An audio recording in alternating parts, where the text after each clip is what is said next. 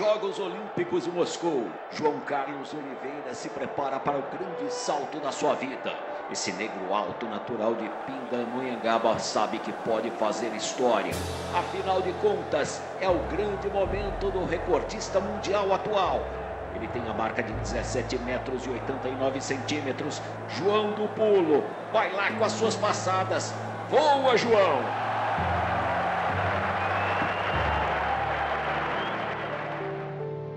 O maior protagonista do esporte amador olímpico brasileiro foi o João Carlos Oliveira. Foi a partir do grande feito dele que tudo no esporte olímpico começou a mudar. Um cara maravilhoso,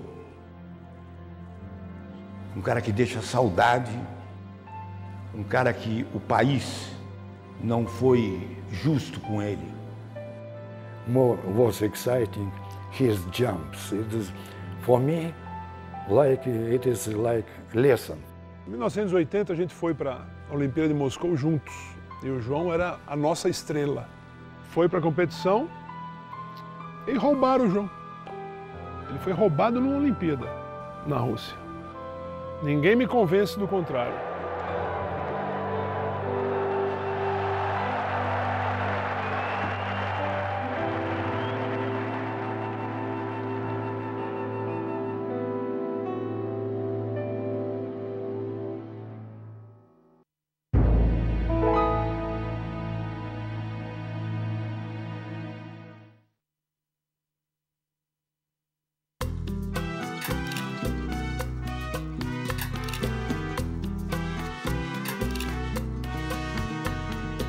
Foi uma grande graça, eu diria, uma coisa assim, um privilégio, estar no estádio naquela hora.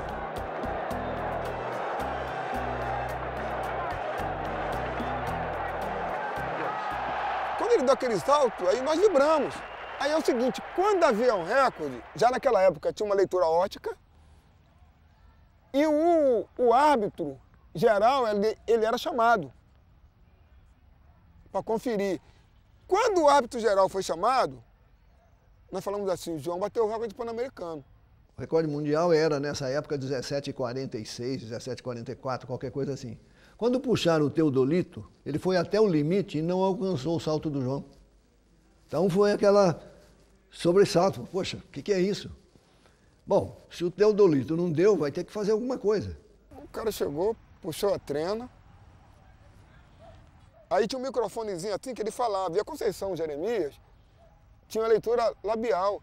Ela falou assim, parece que ele falou 17,89. Foi uma festa, uma explosão, uma coisa... Quanto mais forte o resultado, tanto mais difícil você ter grandes acréscimos. Ora, de 17,40 e pouco para 17,89, quase meio metro. É uma loucura, é algo fora de propósito, fora do normal, fora do que se possa esperar. Ninguém poderia esperar aquilo. Ele era rápido, ele era ágil, agilidade, como se fosse um pianista. Ele era ágil, ele tinha a capacidade de realizar gestos não conhecidos com facilidade. Ele se dava o luxo de poder improvisar. O João era um extraterrestre, porque não é possível, né? Todo mundo saltando 15 metros, 16 metros na prova e o João, a qualquer momento, saltando 17 metros, acima de 17 metros. Ninguém fez o que o João fez. O João fez o maior salto dos três, o último. Então você imagina, você corre mais de 40 metros, alcança uma puta de uma velocidade, salta. Com essa velocidade você pode ir muito longe. E depois se vira com mais 2 saltos. É isso que os russos faziam, digamos assim. Então, o João vinha, alcançava uma velocidade maior ainda, fazia um primeiro salto, fazia o segundo e aí no terceiro voava, não caía mais. Se ele já era uma personalidade, a partir dali,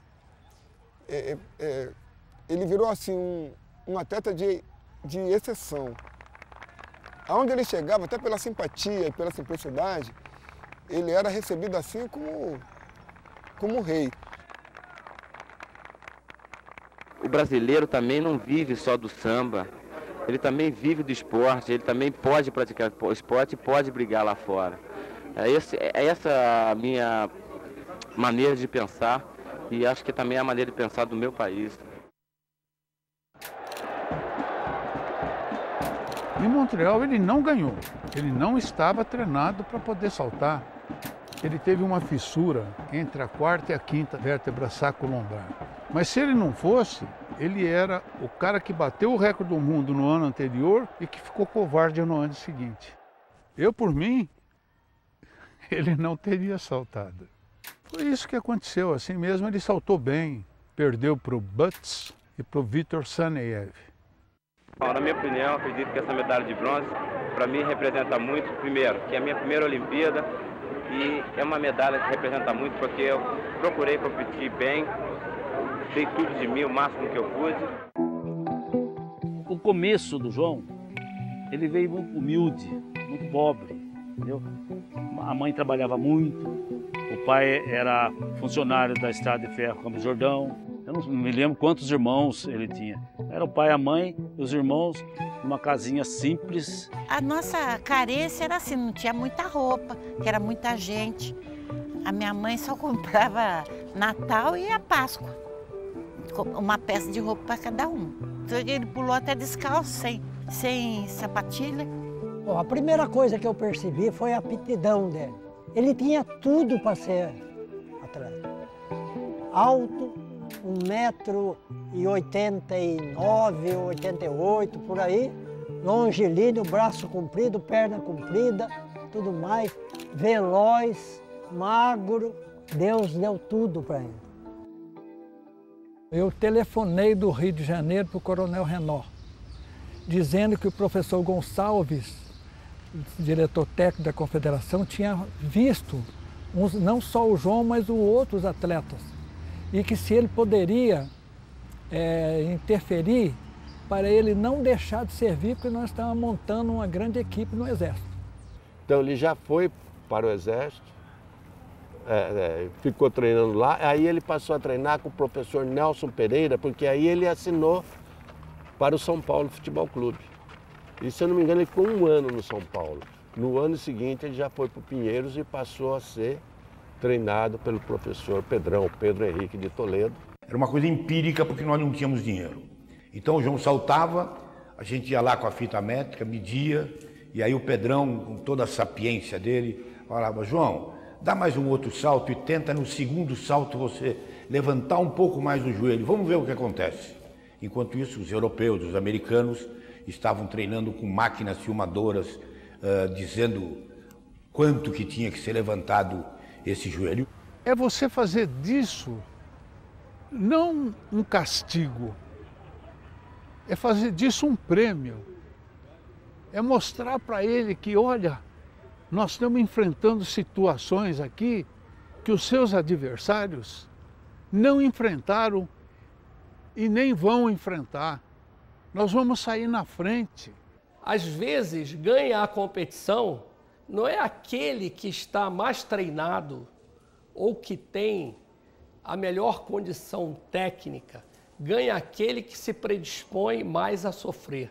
Eu acho que a história da maioria dos atletas brasileiros. Então, a dificuldade que a gente encontra na infância, a gente transfere isso para o esporte com muito mais garra, com muito mais determinação, com a esperança de mudar de vida, de sair daquela situação e melhorar.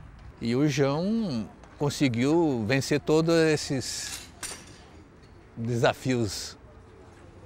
E ele era um atleta fora de série, né? Que era privilegiado geneticamente e que se ele nascesse no mundo hoje, meu Deus do céu, seria um outro Bolt da vida no salto. E o João tinha uma característica muito interessante. Quando ele ia saltar, e você pode pegar todas as fotos dele, quando o João botava, ele saltava com a língua pra fora, e ele batia nele, fazia uma coisa, e ele, o olho do Negrão ficava grande, ele fazia assim, ó. Ele ficava grandão na hora do vamos ver, ele ficava grandão. E ia que ia e ganhava a prova dele. Você podia deitar na pista, do lado de onde ele fosse bater, você não conseguia ver o pé dele bater no chão. Não tinha barulho, você escutava só um risco. do prego da sapatilha riscando o chão. Você não via nada, você não conseguia nem ver, de tão rápido que ele era. Olha, eu acho que o João foi um dos atletas que tinha a corrida de 100 metros mais linda do mundo, e isso é na minha opinião. Era uma pessoa que ele tinha um balanço no salto triplo, ele não saltava, ele era uma pessoa que voava no salto. Então, era uma coisa muito prazerosa de ver, parecia uma gazela, assim, vamos dizer, um canguru, sabe o canguru saltando? Como atleta, ele era um embrulhão de marca maior. Se ele pudesse, ele dava nó até em pingo d'água. Marcava tal horário para ele ir treinar. Ele aparecia com aquela cara de cachorro molhado, perguntando se o treino ia ser difícil, ia ser tal, que ele estava meio dolorido. Aí aparecia, por exemplo, 5 meninas na arquibancada. Ele fazia um treino que ninguém é capaz nem de imaginar, de tanto que o Negrão saltava, fazia e tal.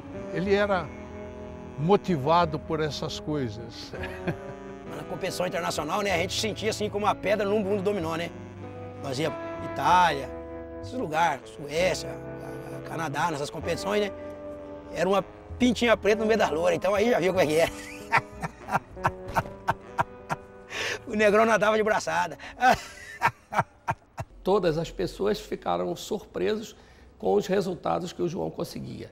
E a coisa é tão surpreendente que 3 anos após o aparecimento do João, que foi em 1972, em 1975 ele já bateu o recorde do mundo no México. Os grandes resultados acontecem de 8 a 12 anos de vida atlética, de treinamento. O João, com 3 anos de treinamento específico, o João já foi recordista do mundo. Então, foi uma coisa muito precoce, o resultado foi muito curto, o espaço de tempo muito curto. Tamanho era o talento do João. Joe motivated me 5 years before the Olympic Games. So, that was good. But also, you know, I think the fact that he jumped 1789 in 1975 probably puts in perspective his actual ability. I mean, that's a mind-boggling performance. I mean, today, you're winning Olympic Games still with 1789. I mean, it holds up 40 years later. O João de 79, ele já tinha ganho a Copa do Mundo de Düsseldorf de atletismo. Ele é o melhor do mundo. Todos os brasileiros sabiam que o João não tinha ido bem em Montreal por causa da operação pouco antes das Olimpíadas, mas que tinha tudo para chegar muito bem em Moscou, e ele estava voando. E o João estava inteiro. E ele precisava dar o maior pulo da vida dele.